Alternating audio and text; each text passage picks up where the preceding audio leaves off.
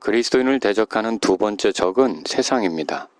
성경 기록에 등장하는 세상이라는 단어는 여러 가지 의미를 갖는데, 첫째, 세상은 하나님께서 만드신 창조물을 가리킵니다. 해와 달과 별들, 하늘과 땅과 바다, 나무들과 꽃들, 채소들, 새들과 짐승들, 물고기들, 산과 강과 들판, 이 모든 것을 세상이라고 부릅니다. 세상은 하나님의 권능, 지혜, 빼어난 솜씨들을 드러내고 있습니다. 둘째, 세상은 땅에 거하는 사람들을 가리킵니다.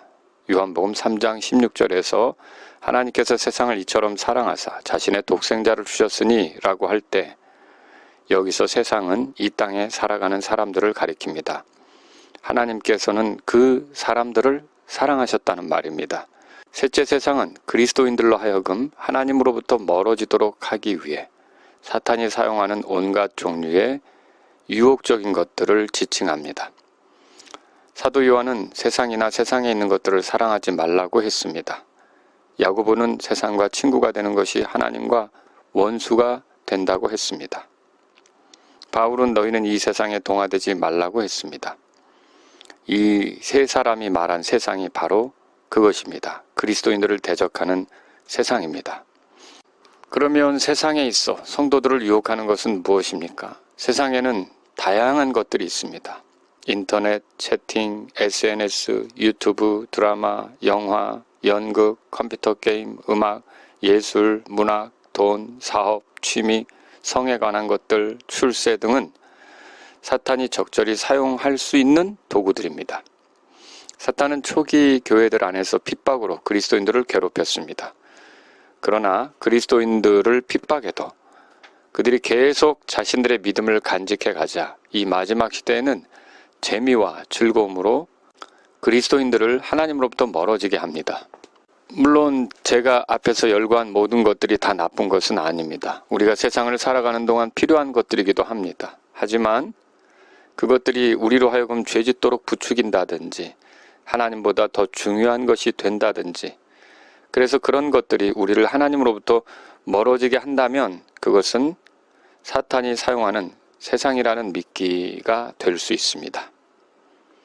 사도 바울은 고린도전서 7장에서 이렇게 말했습니다. 이 세상을 이용하는 자들은 남용하지 않는 자처럼 되라. 이 세상의 외형은 사라지느니라.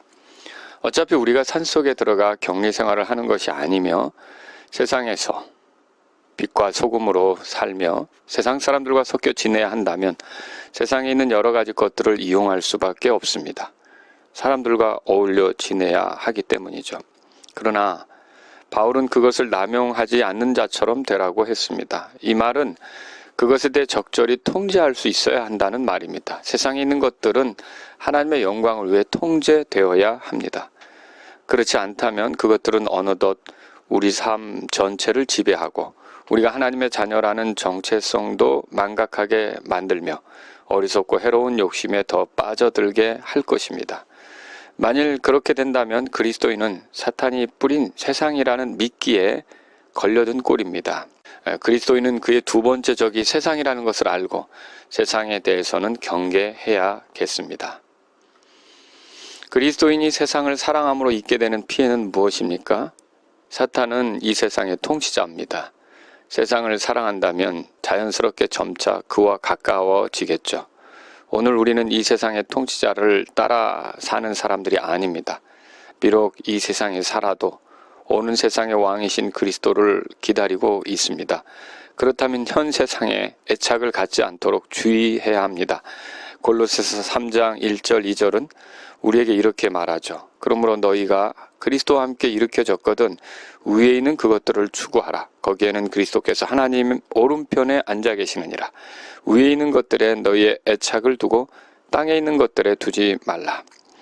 오늘날은 점차 교회도 세속화됩니다. 세상과 친구가 되는 쪽으로 간다는 말이죠.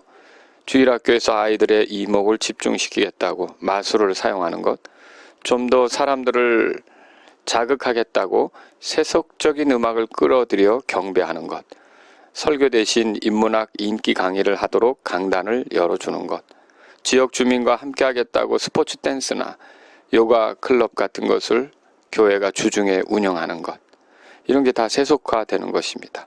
두 번째적인 세상에게 그리스도인의 교회가 집어삼켜지는 것입니다. 이 말씀을 듣는 여러분들은 함께 생각해 봅시다. 무엇이 나로 하여금 믿음의 경주를 하는 데 있어서 방해하는지, 우리가 우리 앞에 놓인 경주를 달릴 때 모든 무거운 것과 너무 쉽게 우리를 얽어매는 죄들을 떨쳐버리지 않는다면 우리는 승리자로서 주님께 영광을 돌릴 수가 없습니다.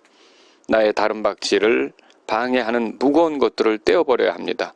이 세상에 대해 절제하지 않는다면 다른 사람들에게 복음을 전한 뒤에라도 주님의 사역에서 버림받을 수가 있습니다.